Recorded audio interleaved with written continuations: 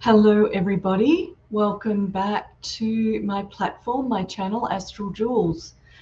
Now, as you might have noticed, I've been doing a series of talks on planets or planetary forces. Copies of those recordings can be found on my website, astraljewels.com. And today I'm going to be covering Mercury as a planetary force. So sit up straight, and there's going to be a download of information for you. Okay, so as you can see in the picture of Mercury, we've got a lot of wings, and we've also got the caduceus. So what is it about Mercury that is absolutely amazing? So he is the messenger of the gods. He is the son of Jupiter, and Jupiter is the king of the heavens. Mercury acts as an ambassador and a negotiator and is involved in all the businesses of heaven, especially secret dealings and anything involving stratagem and cunning. He is known as the negotiator.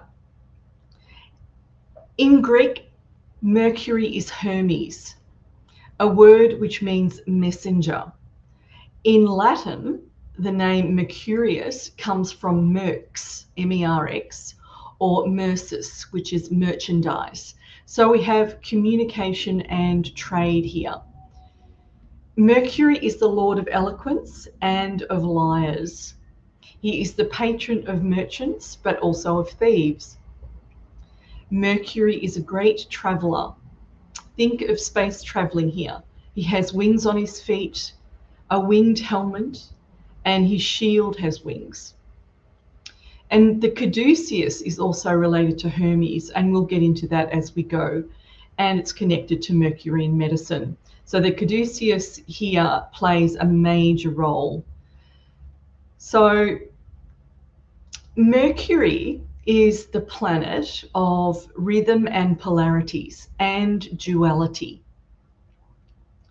So when you look at the staff, you can see that it looks like basically two sinusoidal waves, and it appears these waves are the same as that of the scalar waves, which you might be familiar with. And this is really quite interesting. And we'll get into these sine waves, or what this represents further through the talk. So they're not just, it's like, what is the significance of those waves? And, they look like snakes, basically. So what is the connection there?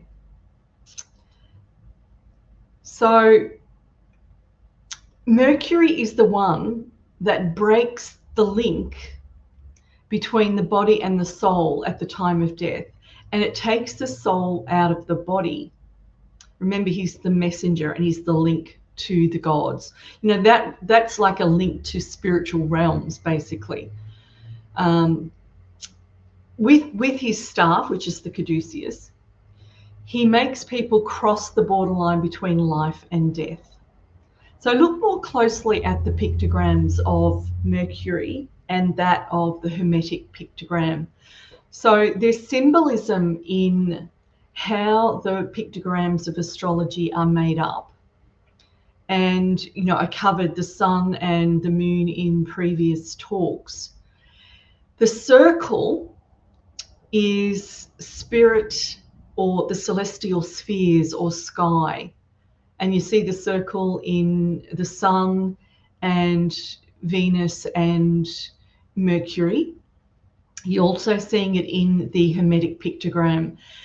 In the Hermetic pictogram, you see the circle and the dot in the middle, and that is basically the sign of the sun. Okay. The crescent, which you can see just above the circle, is reception or receptacle. And the moon is similar. It's reception or a receptacle. Okay. The cross it represents incarnation into matter. The crucible or crux, Latin, the cross in alchemy. Okay, so when you're looking at, the crucifixion in Christian teachings, it primarily is saying the same thing. It's incarnation into matter. It's an incarnating principle.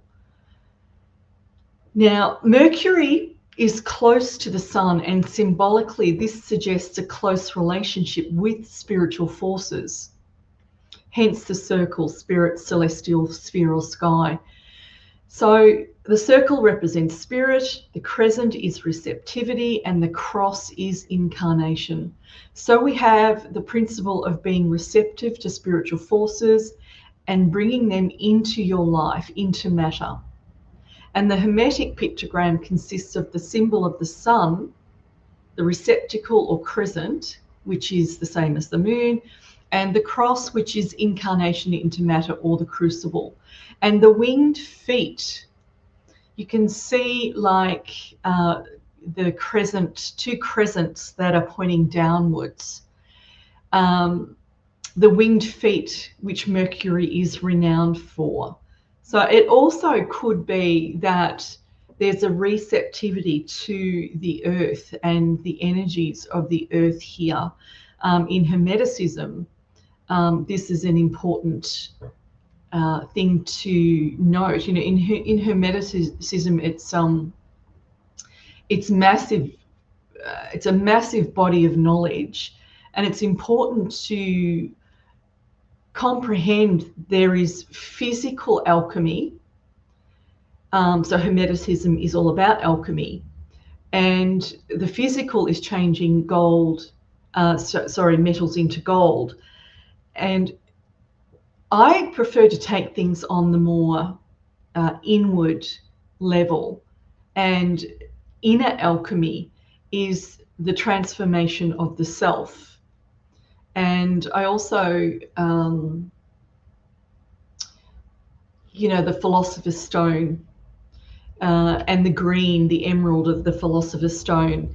To me, the Philosopher's Stone is akin to turning the gross into purity, and so that relates to our inner journey, and reaching enlightenment, or reaching the ability to know ourselves as divine beings. Okay, so there's archetypes here of Mercury, like we've covered with the sun and the moon. The same applies with Mercury. So one of the archetypes is connection and communication. So Mercury is related to anything that establishes links between things of people. So that includes writing and speech, traveling, commerce, any medium for carrying news like radio, television, newspapers, electronic mail, anything that has an interface of exchange is a Mercury principle. It's also the planet of rhythm, polarities, and duality. So we've got, with rhythm, particularly, rhythm refers to the health, and we'll delve further into that as we go below. So rhythm and health, very, very important. Now, duality and polarities. Note that Mercury is ruled by Gemini, which is the twins. And it's the Roman numeral for 2, basically. So Gemini twins, both. This duality is representative of both male and female. So what many don't know is that in classical astrology, the Sun, Mars, and Jupiter are regarded as male, and the Moon, Venus, and Saturn as female. Mercury is neither male nor female, but both. That is, Mercury is hermaphrodite. Very interesting there. More on the archetypes. All that is quick, fast moving, flexible, and changing like the wind. It's the initiator into mysteries, and being the one who takes you across the threshold, Mercury is the initiator into mysteries. So this is the highest level of the planet's symbolism, connection with super reality hidden behind superficial appearances. And this is really important to know, because Mercury is not regarded as seriously by a lot of people. And it needs to be. There is a lot to the Mercury force that is very high and very significant in our journey as human beings and our connection to spiritual realms. So qualities and psychological features related to Mercury is qualities that it's quick, moving, changing, flexible, adaptable, mutable. Changing and fast moving are in reality properties of the air, wind element with which Mercury is closely related. Sense of humor, witty, cheeky, tricky, clever, adolescent. People with a strong Mercury tend to remain young in their mind and also to look younger than their age. Good to have a Mercury for that reason. Negative qualities and pitfalls of Mercury: doubts, difficulty finding one's truth, constantly taken by hesitation as to which way to go or which path to follow. Indecision, difficulty discerning between good and bad options or making up one's mind. Difficulty establishing a fixed frame of reference. And sometimes Mercury people can be too clever, juggling and turning around things instead of facing them fully. As you can tell, there's a lot of thinking that goes on, a lot of thought.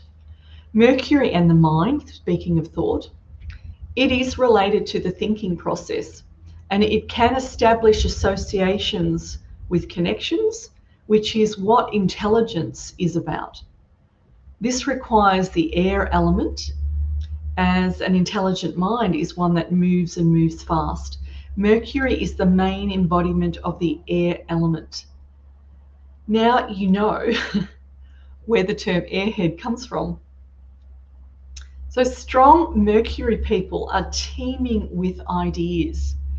Whether they manifest into anything is another story.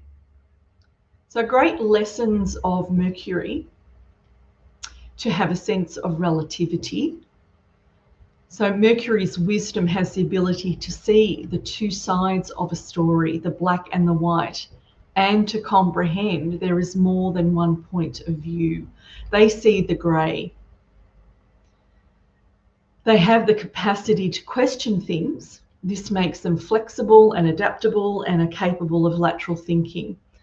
Playfulness, that's another lesson for Mercury. One of Mercury's great powers is the capacity not to take oneself too seriously. This quality leads back into the broader perception of the relativity of human concerns. You know, just remember that you have many forces in your astrological chart, and all those forces combine in your chart and create different characters. And you'll have, you know, things like a professional character or a social character or, you know, a really serious character. And this is where Mercury comes into play here, that when you can jump into this Mercury character, this ability to be light and playful and to be able to take a broader perception of the relativity of human concerns means you can jump into this playfulness, be more mercurial, be more, light in your thinking as well as lateral in your thinking. Don't get stuck or bogged down into a character that it's perhaps not going to suit the situation that you want to be in. Okay, so I'm all for playfulness. So let's link Mercury and the caduceus. So have a look at the pictogram there. There is a saying in Corpus Hermeticum: if then you do not make yourself equal to God, you cannot comprehend God, for like is known by like. Now a bit more into that. So we've got the caduceus, and the emblem of the medical profession is the caduceus. It's really, really significant.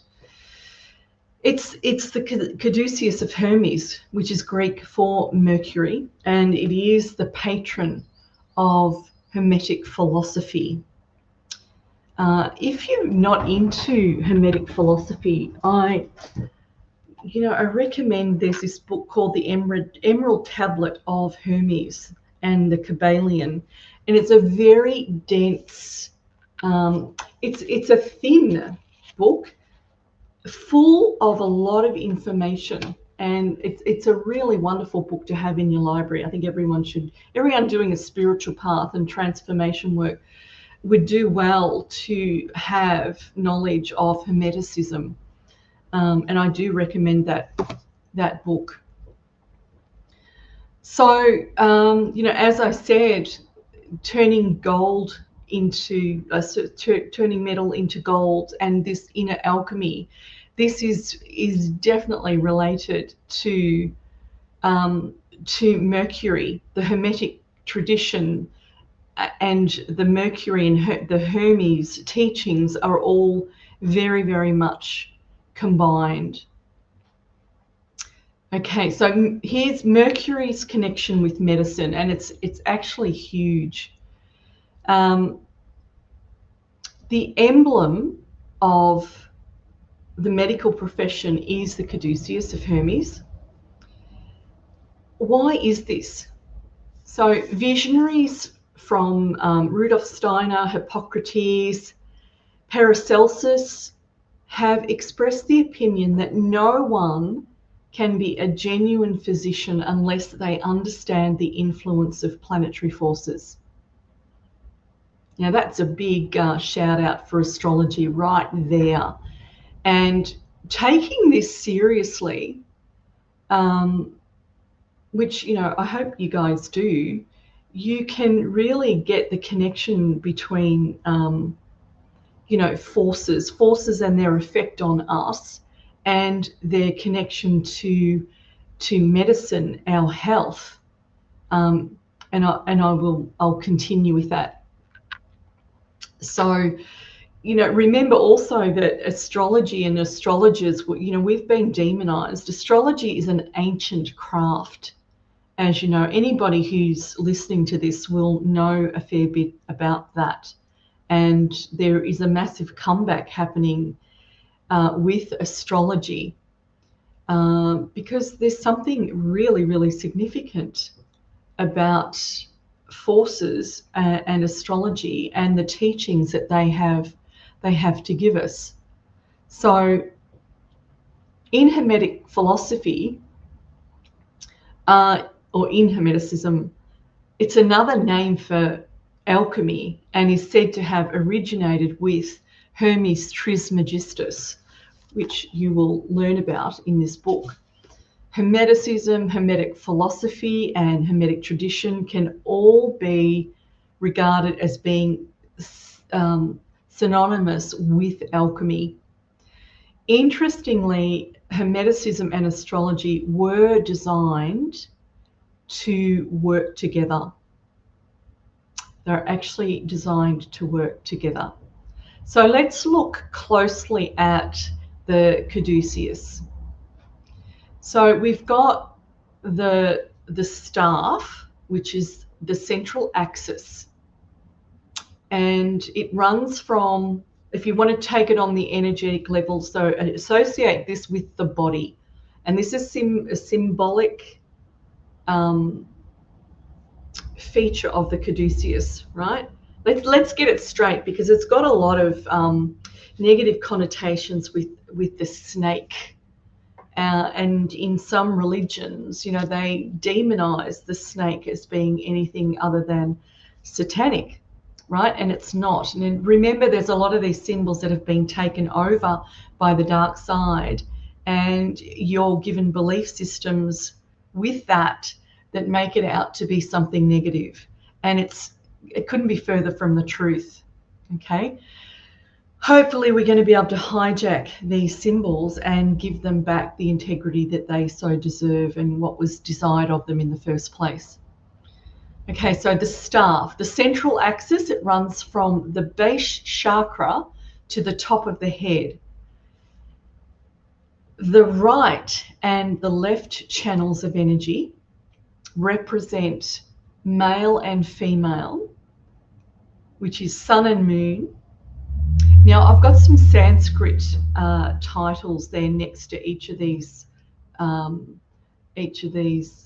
functions, you could say, or symbolic representation of it. So when you've got the staff and the central channel, it's called Sushumna Nadi in Sanskrit.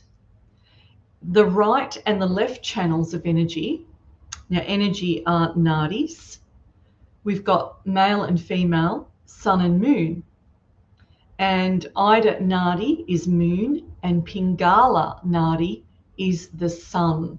You know, don't worry too much about, you know, the Sanskrit terms, but, you know, just get the whole background knowledge of, you know, the chakras, the representation, the male, the female, the sun and the moon.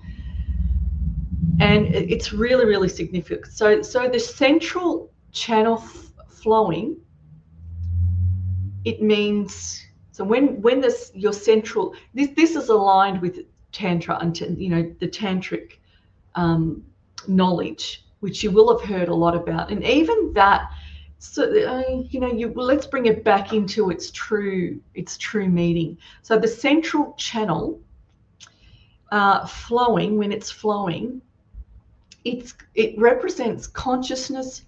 When it is flowing, consciousness turns into a pure awareness of the higher self. So you know that when, you know, the Kundalini rising, and when that's really fully going, it gives you that awareness of the higher self. They're different spaces. They're fiery spaces, right? So consciousness turns into a pure awareness of the higher self when that is fully flowing. Now, when the left side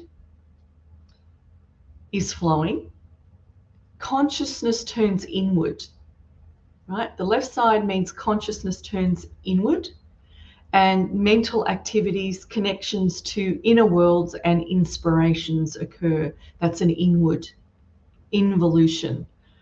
The right channel represents an externalization of energies and consciousness. So it's the physical activities of anything relating to the external world. So the left and the right have different functions. They are opposing polarities. The balance between the two is the yin-yang principle. It is the foundation of health. The balance represented by Mercury's caduceus is why it came to be the emblem of the medical profession. You know, you can see the yin-yang symbol there. Now, what might be a bit misunderstood is that you should have the left channel and the right channel flowing at the same time. That's not the case. Don't know whether you see, you know, the yogis, when they do alternate nostril breathing, what they're doing is clearing one channel and then another channel, This is the left and the right. They're not likely, and this is an experiential thing, that one side flows or is open in your own physical body. So that your own nostril breathing, you will notice that one side opens or flows, where whilst that is opening, when you try and breathe through the other nostril, it doesn't, it is closed. Right? This is because these circulations of energies have different functions. Right? So if you think, oh, you're not flowing right, or they should both be flowing at the same time, that's not correct. Okay? So sometimes the left is going to flow, sometimes the right is going to flow. Okay? So Mercury in the body. This is the whole medical thing, and there's a fair bit on energy and energy healing. So what's Mercury in the body? So remember, the mind is associated with the moon principle. Mercury expresses this mental consciousness using the nervous system, right? Which comes in touch with different functional aspects. So connectiveness, for a start, is a big Mercury principle. The nervous system connects just about everything in the body. So just as Hermes is the messenger of the gods and all things above, right? Just think of all things universal above. So the nervous system is in charge of transmissions and communications, carrying information where it is needed in the body. So we've got things like the cerebellum is Mercury in the bottom, in the body. There's a lot of body parts that are very, very, very much linked to Mercury. So cerebellum, because it plays a role in coordination and equilibrium. The hips, think of the wings of Hermes. The shape of wings is related to the iliac, or the iliac bones, which form the sides of the hips. By all means, Google what the shape of hips look like, and there you will see something that looks similar to the wings of Hermes. So hips, the shape of the wings related to the iliac bones, which form the sides of the hips. Think of the motion of the body and how it is dependent on the hips for balance. Shoulder blades is another, and these are another wing shape found in the body. So the back of the shoulders is traditionally the area where artists have depicted wings on angels.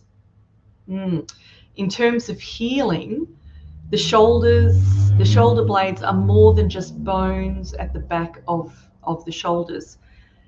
They are actually gateways to more subtle psychological and psychic functions relating to levity and lightness in general.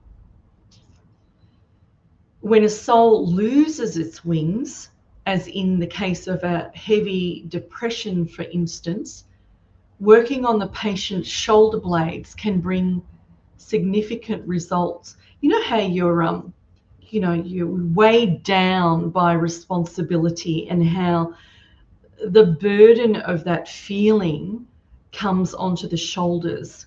Whereas, the Mercury principle is one of lightness and agility. So that your Mercury is not, operating the way it could when you've got this, this heaviness or this depression, or you've got shoulder issues, because that's not what's supposed to happen. Okay, gateways to more subtle psychological and psychic functions relating to levity and lightness in general. So if you're not functioning in this lightness, you're missing out on probably psychic functions. When you do meditation, for long periods of time, this lightness comes on board as a natural course when you get out of the mind. And levity is one of those things. And then, vision can open up and your ability to see into spiritual realms is heightened. So it's interesting what happens if you are burdened by life, how the shoulders are affected. It's very interesting to look at it from that standpoint. Okay, the next is the sphenoid bone. And you'll notice 2 pairs of wings are also found in the sphenoid bone. So this occupies a central position in the cranial floor. It's in the head. It is this bone that the pituitary gland is, which is one of the master endocrine glands of the body, which has close connections with the third eye. So the pineal gland is nestled in the sella turcica, I think it said. I had to look this up, guys. I wasn't familiar with the actual physical anatomy. I know more of the metaphysical anatomy and not the physical. So this is where the pineal gland is nestled, okay? And interestingly, it's related to this Mercury, this vision, this communication with the gods. So just understand also, I have written an article on third eye meditation, and this is covered in that. I'll also be doing a live in the future on the third eye.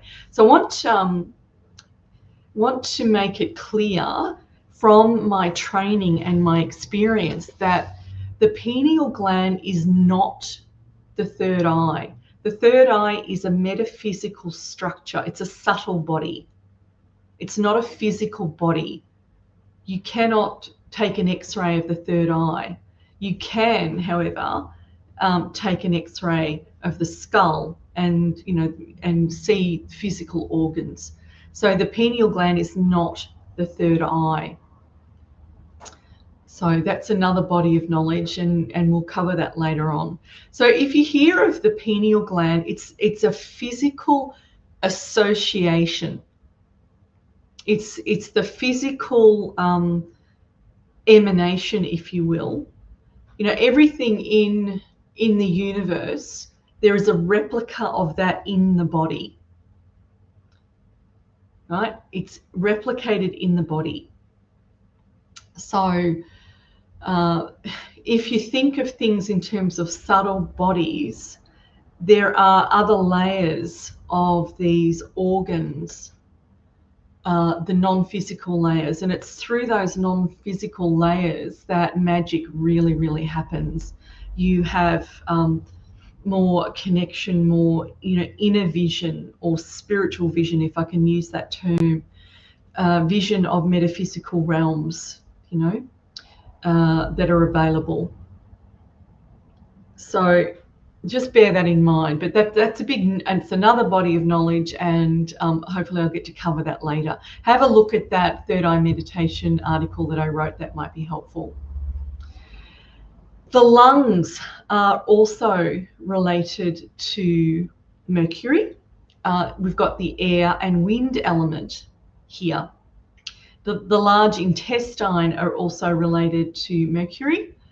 The intestines are traditionally associated with Virgo, which is ruled by Mercury. Also think of gas and flatulence. Again, the air element comes in here. In terms of elements, transit or exchange and movement through the intestine means wind and air. So, if there's not a good flow going on in your gut, in your intestinal layers, think of, is there something not working with your Mercury? Are you stuck? Are you stuck with communication? Are there things that you need to express, and are you not using your Mercury in the way that you could? Coordination is also a Mercury connection. The colon has a major role here. So in Chinese medicine, if a patient shows a problem with coordination when walking, or problems such as stammering, it is the colon that is targeted. Also, in cases of paralysis, they always start with needling the large intestine meridian.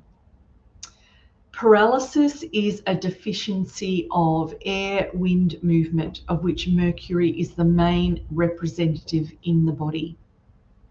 So there's also the brain-gut association going on here. It is known in Hermetic science, but is not known in Western medicine as a functional link between the two.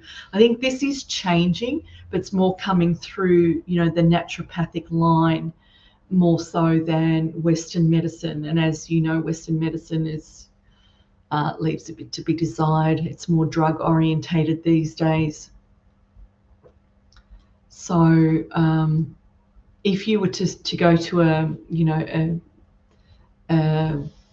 traditional Chinese medicine practitioner and a naturopath, not so much naturopaths, more the Chinese medicine line, they will have knowledge or some knowledge of these associations. It depends on how traditional the learning was, or how much, what knowledge was passed on to these practitioners, whether it was taken in a as a whole, or whether they've left out bits and pieces.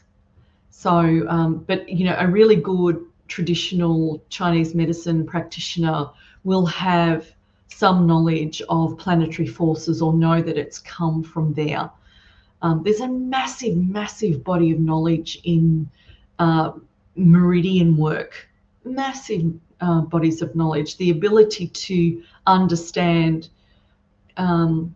subtle bodies when they were doing meridian mapping. Absolutely mind-blowing how much time that it would have taken to map all the meridians in the body and understand what was happening if they were blocked. Just blows my mind. So bear that in mind when you're going to a practitioner, and how much ancient knowledge that they know. And I think it's coming back.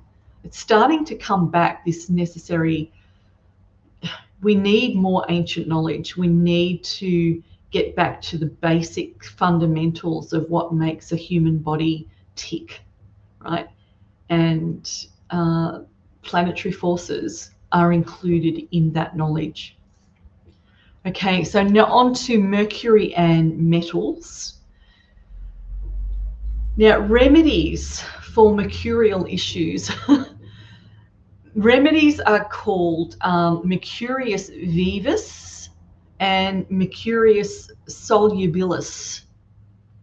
So I'm not a doctor, I'm not a practitioner of medicine. So please consult your naturopath or Chinese medicine practitioner for information on this, as I have not used these remedies myself, and I cannot answer questions in regard to their use or efficacy. So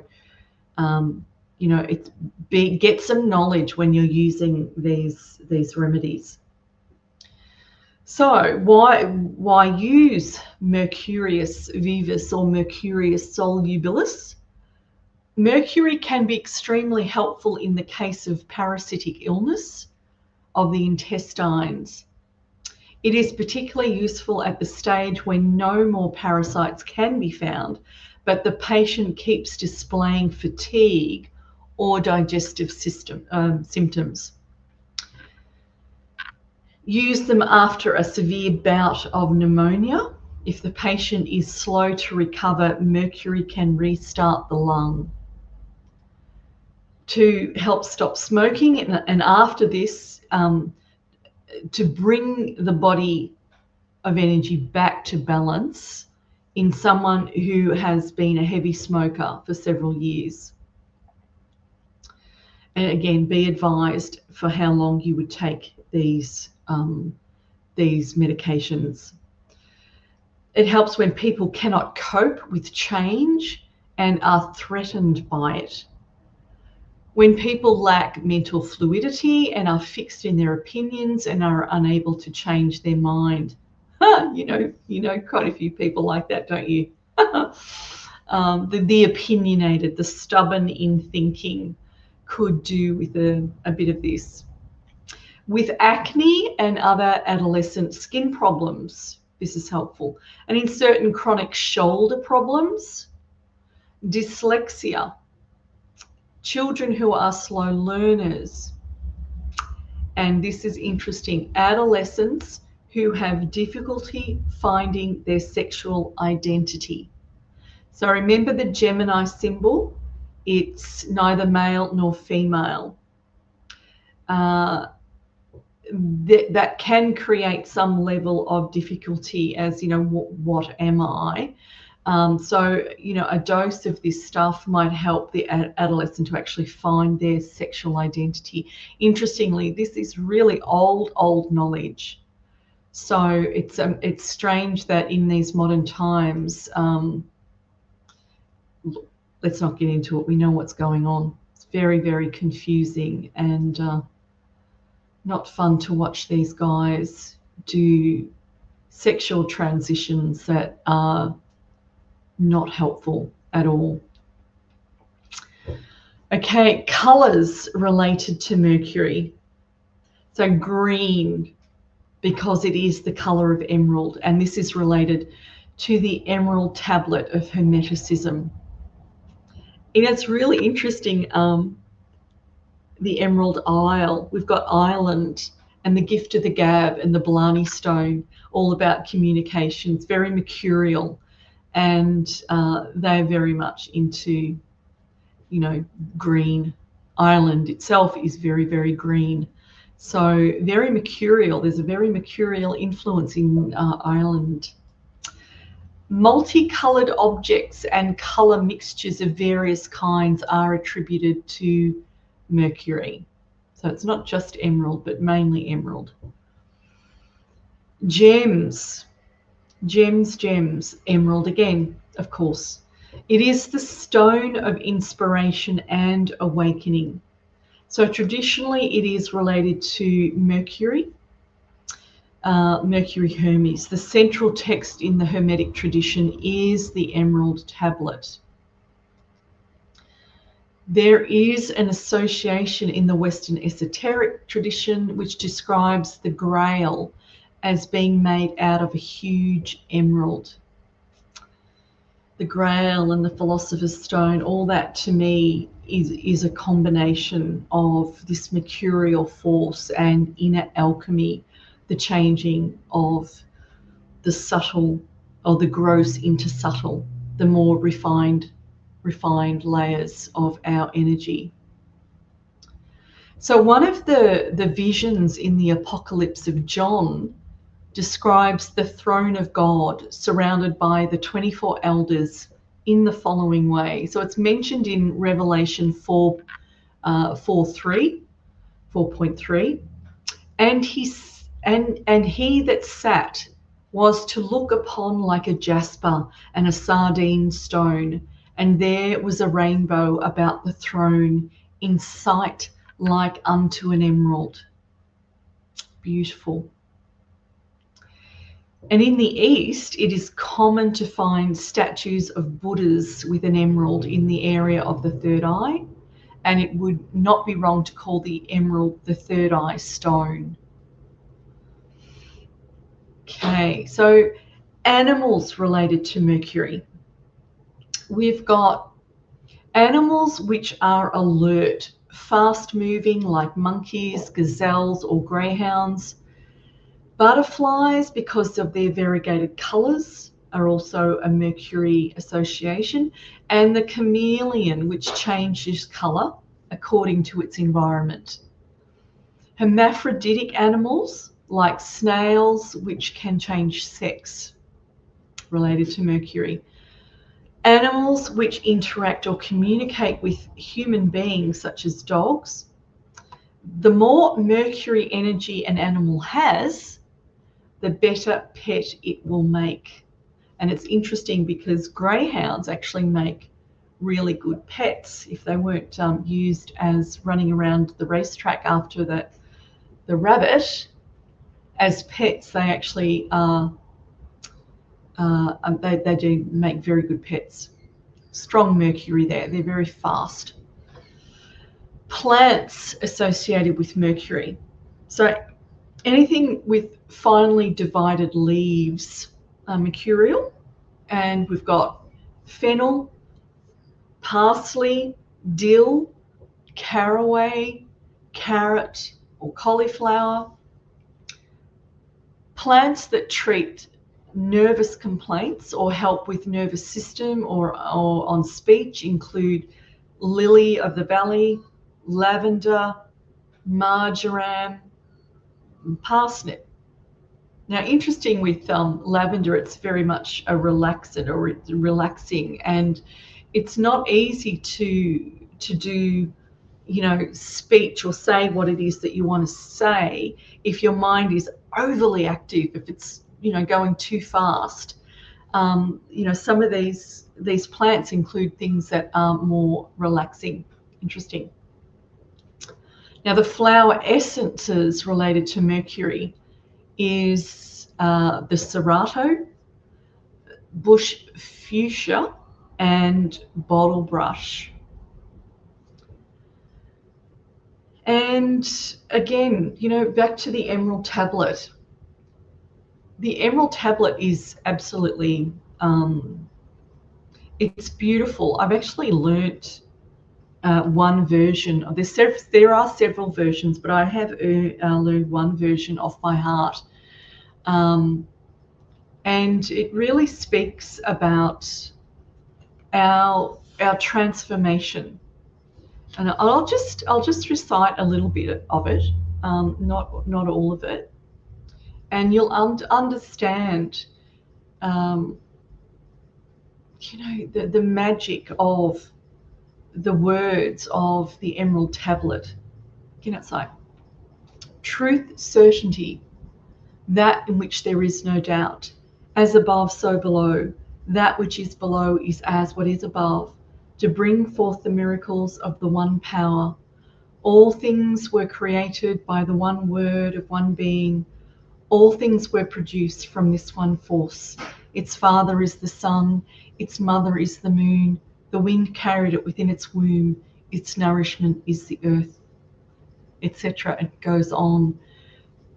Find a version, and in true Mercury style, see if you can memorize it for your own self. There's something that passes when you can, memorize a hymn such as the Emerald Tablet. It actually does something to you to be able to do it to begin with.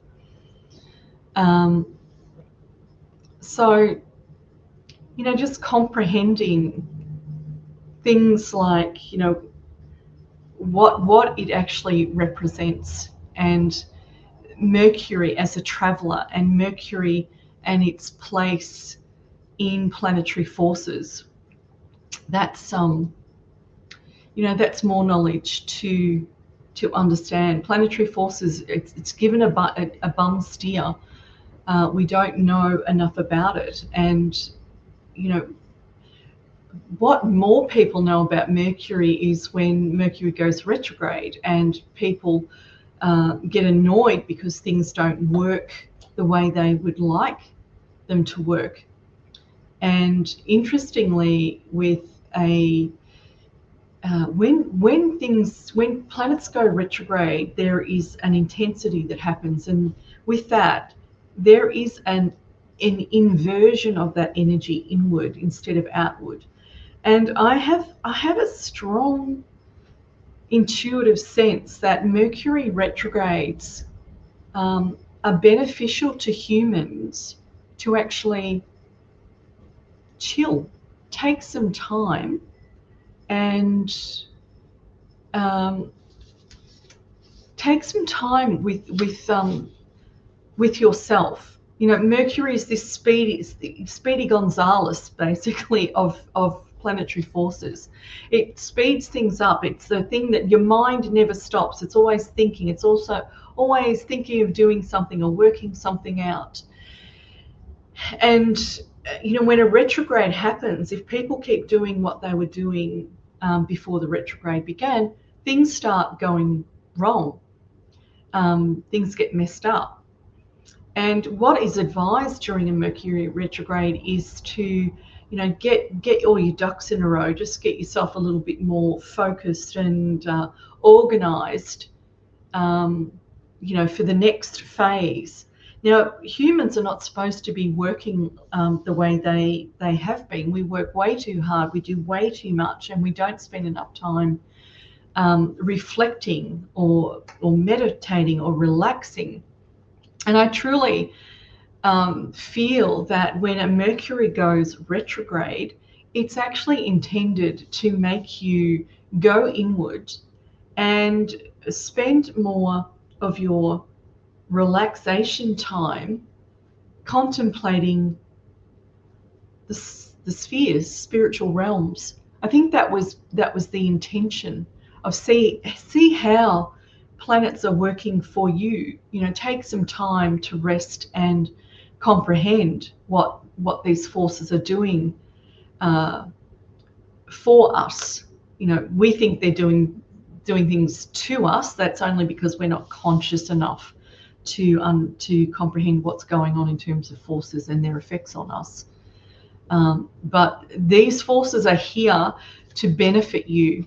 They're an asset. They're not a negativity. And so using Mercury in its highest form as its communicator to spiritual realms is absolutely wonderful. That's the use that you want. And the sky's the limit. It's no limits. There is no limits. When you get your Mercury on board and you're fathoming spiritual realms on an internal level, it is no limits. It seriously is no limits. You become Mercury, and you can fly through space, doing space travel. Just absolutely magnificent. So thank you guys for listening. I hope this has given you some good knowledge on Mercury and its effect on you and your life. And perhaps you can look at Mercury from a different standpoint and say, well, can I use it better? Can I communicate better, or is it working to my advantage? Just also bear in mind that there's a lot of change going on. There's been a lot of change in the last 3 years, particularly, where what seems to be happening is people are taking a lot more interest in things like astrology and tarot. The occult knowledge, the old ancient knowledge. It's becoming more and more sought after or wanted. And so this is part of what I'm doing is getting you up to speed, more knowledgeable with other planetary forces that we are dealing with. So guys, I hope you enjoyed that. I hope you've got something for it. If you you can visit my web page, astraljules.com, and put down any comments that you would like, any information you would like clarified. I will certainly do that for you. So thank you, and I will see you again soon. Okay, bye for now. Bye.